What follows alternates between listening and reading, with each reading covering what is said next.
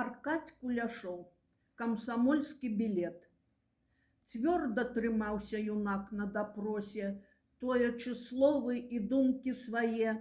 Вораг жандар дакурыў папяросу і камсамольскі білет дастае. «Вось і білет твой», – сказаў ён ласкава, «і ад яго на вачах у людзей ты адцурайся, выгодная справа, жыць застанешся, жыццё ж даражэй».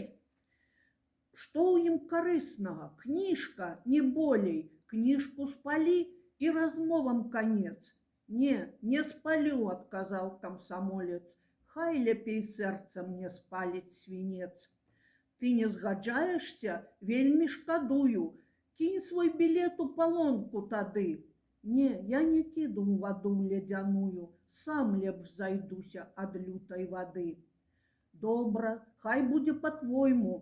На гэтым доўгі і нудны спыніўся дапрос, і юнака з камсамольскім білетам босага гоняць на люты мароз.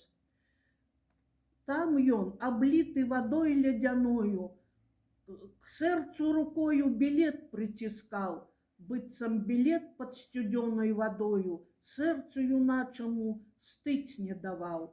Так і стаяў, смеючыся над катам, доўга па целу сцякала вада, так і застаўся стаяць каля хаты, быццам з чысцютка галіты і льда.